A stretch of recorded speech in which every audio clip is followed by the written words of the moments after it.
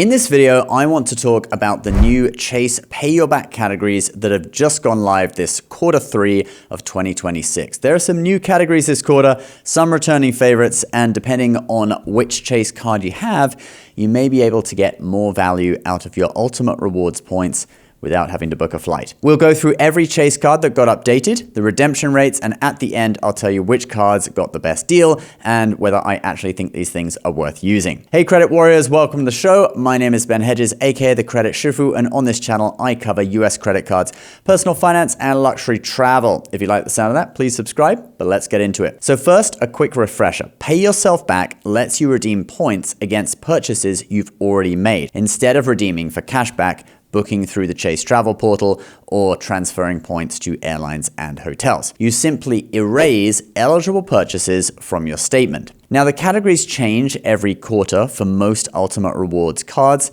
and Chase has just released the Q3 lineup, which runs through September 30th. Let's start with what is probably the most interesting card, and that would be the Chase Sapphire Reserve. If you have the Sapphire Reserve, qualifying charitable donations continue at 1.5 cents per point, which is the highest pay-yourself redemption rate Chase offers. But it's also probably the least used category. I mean, I'm not calling people ungenerous, but come on, like, you're accumulating credit card points to get extra value for yourself. Are you just going to give them away to charity? I don't know how many people are actually doing that. Your annual fee can also be erased using points, but at 1.25 cents per point. And that's a pretty good use of them, in my opinion, if you're not going to redeem them for travel, all right? If you have a surplus that you really don't need, you don't really want to sit on like 500,000 points, maybe paying the annual fee could be one way to use some of them. But the big addition this quarter is that gas stations and public transit have been added as eligible categories, redeemable at 1.2 cents per point. Personally, I think that's actually a pretty useful addition, especially since gas prices have not fully recovered yet back down from the Iran conflict. All right, let's move on to the next card, the Chase Sapphire Preferred. Now, over on the Sapphire Preferred, charitable donations remain at 1.25 cents per point. Your annual fee can now be erased at 1.1 cent per point, okay? But those aren't the only eligible purchases. This quarter, Chase has also added pet supply stores and veterinary services, also redeeming at 1.1 cents per point. Not the broadest category, I know, but I actually personally have several cats, so I could take advantage of this. And finally, public transit qualifies at 1.05 cents per point.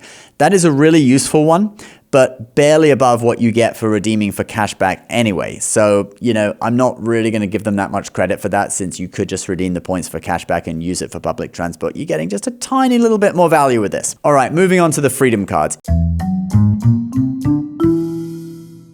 If you've got a Freedom Flex, Freedom Unlimited, or the original Freedom card, there's really no surprise this quarter.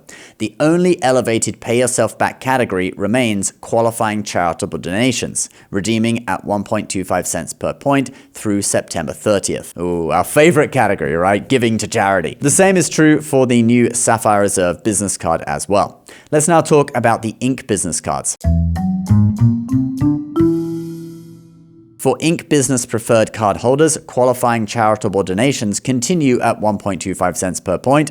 Again, the useful business category this quarter, though, is shipping plus internet, cable, and phone services, which redeem at 1.1 cents per point. This one makes a lot of sense because these are recurring expenses that many businesses already have every month. Meanwhile, the Ink Cash, Ink Unlimited, and Ink Premier card holders only receive the charitable donation category at 1.25 cents per point. What about Chase's airline and hotel cards, you may ask? Those aren't changing this quarter because most of them now have ongoing Pay Yourself Back benefits. So for example, Aeroplan card holders, you guys can continue redeeming points towards eligible travel purchases and your annual fee at 1.25 cents per point, up to 200,000 points or $2,500 per year. Dining, grocery stores, and gas stations continue redeeming at 0.8 cents per point, although Target and Walmart and wholesale clubs are excluded, and 0.8 cents per point point, I wouldn't do that if I were you, although these are different. They're not Chase points, they're Air Canada Aeroplan miles, but still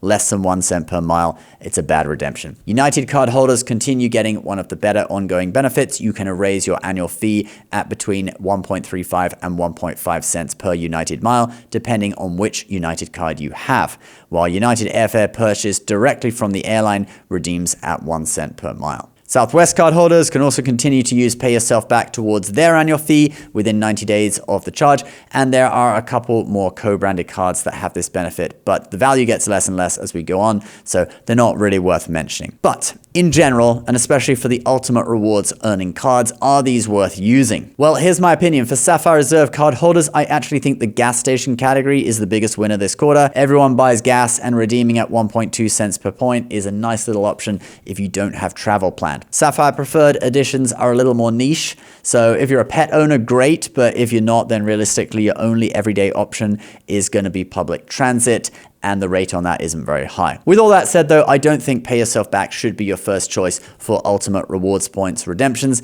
They added it during the pandemic because people weren't really doing traveling. Okay, so that was the whole point of this feature.